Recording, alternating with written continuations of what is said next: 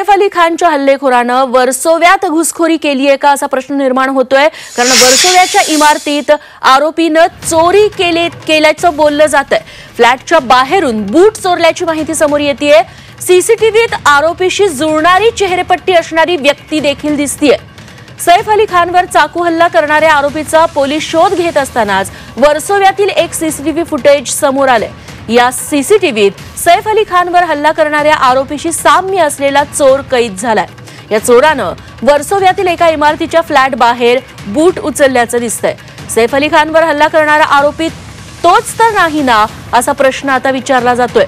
पोलिसांनी त्या आरोपीबाबत अजून कोणतीही माहिती दिलेली नाही।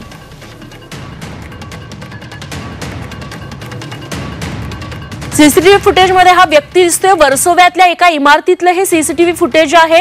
घराच्या बाहेर जे शू रॅक आणि शू म्हणजे चपला ठेवण्यासाठी जे रकाने बनवले जातात तिथे तो शोधाशोध करतोय आणि तिथून त्याने शूज चोरल्याची माहिती समोर येते। हा व्यक्ती तोच असावा ज्यानं सैफवरती हल्ला केला असा संशय सध्या व्यक्त केला जातोय। मात्र पोलिसांनी अधिकृतरित्या याबद्दल अजून कोणतीही माहिती दिलेली नाही।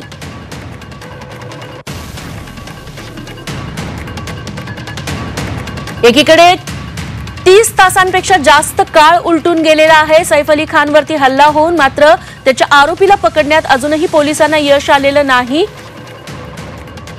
तर दुसरीकडे आता वर्सोव्यातून हे सीसीटीव्ही फुटेज समोर येतंय। आमचे प्रतिनिधी अश्विनी पांडे आपल्यासोबत आहेत, जोडले गेलेले आहेत। अश्विनी, हे फुटेज वर्सोव्यातून आता समोर आलेलं आहे, पोलिसांकडून काय सांगण्यात येतंय?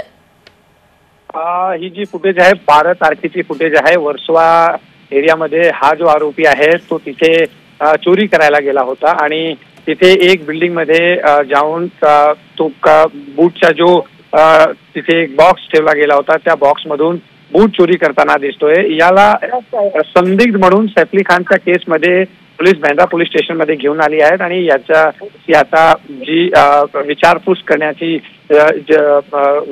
सुरुवात केला गेला आहे।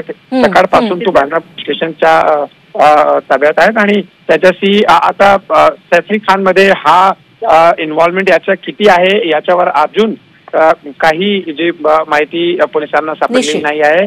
पण याच्यावर आता इन्व्हेस्टिगेशन चालू आहे। इन्व्हेस्टिगेशनच्या नंतर कळेल की हा जो आरोपी आहे हा सैफ अली खानच्या केसमध्ये इन्व्हॉल्व आहे की नाही। आता इन्व्हेस्टिगेशनचा भाग आहे। निश्चित अश्विनी, धन्यवाद तुम्ही दिलेल्या या सगळ्या सविस्तर माहितीबद्दल।